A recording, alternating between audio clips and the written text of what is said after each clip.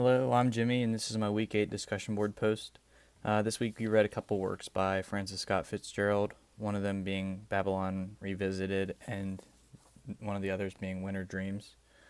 This week we were asked to discuss, along with our responses to the presentations, what Fitzgerald's writings teach us about modernism, as in the loss of traditional thoughts and beliefs, and the decay of the white upper class in America in the 1920s. Um, so first off, some of the things that I found interesting about these readings, specifically with Winter Dreams, was that they closely followed the storyline of another book or another story we read, which was Daisy Miller, in the way that Judy Jones would act, and it kind of follows the same lines. I mean, Dexter Green, the main character, he was only 14 years old, and he was the caddy at a rich person's golf course pretty much, and he wasn't poor. His dad owned a grocery store, but he wasn't rich by any means, so he was caddying to make extra money. Um, he saw Judy Jones there when she was 11, and the way she acted surprised him, and it made him quit his job pretty much. He didn't want to work for her, and he didn't like the way she was acting, but he could tell that sooner or later she was going to be a real heartbreak. So the story goes on. He went off to college, he got educated, and he came back to the same town, and he started a laundry business with only $1,000 he borrowed.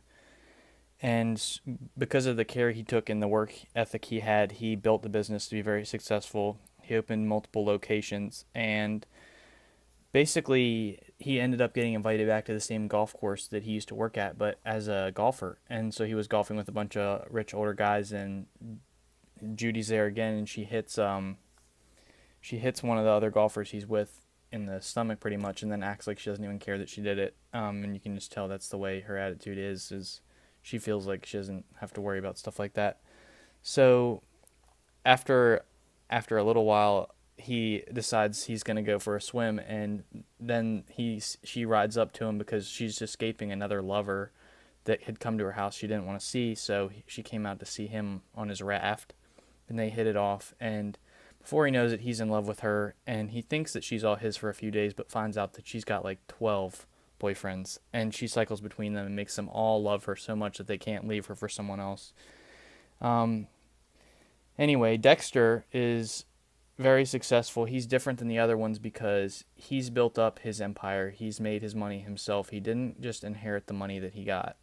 And in Daisy Miller, we saw that all of the people that were in that were upper class people, and the upper class didn't associate with the lower class. And Daisy Miller, in the end, started going out with some guys that weren't really coming from the higher up like before. But Winterborn in Daisy Miller, he was from high class. His aunt was like super rich, wouldn't speak to the servants, wouldn't speak to anyone below her in class, and so the question that was asked about modernism and the decay of the white upper class in America, it kind of shows that there's a change of times because he didn't grow up as a white upper class kid. He grew up very, very moderately. He grew up in a house. He had a house, but he wasn't rich by any means. So he worked for everything he got.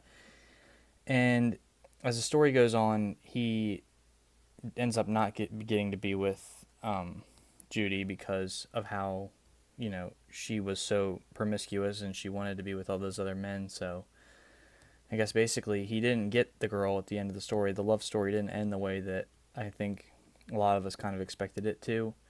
And in the end, you find out that she even settled down with another guy, and he was cheating on her now, and she was staying at home with the kids, being a faithful wife. So the plot twist there, it's kind of ironic that she would settle down with someone that wouldn't settle down with her in a way. Like that's what she was doing to all those guys, and then that's what ends up happening to her. Um, and I guess Dexter, we never really find out if he remarried that girl that he left for um, Miss Jones on the last time anyway. But basically, I just think that the breakdown of the upper class comes to a head in the fact that like he made it into the upper class and he came from nothing. It wasn't like where the wealthy society stayed the wealthy society, and even if you made money, you still weren't really a part of it. So that's my week 8.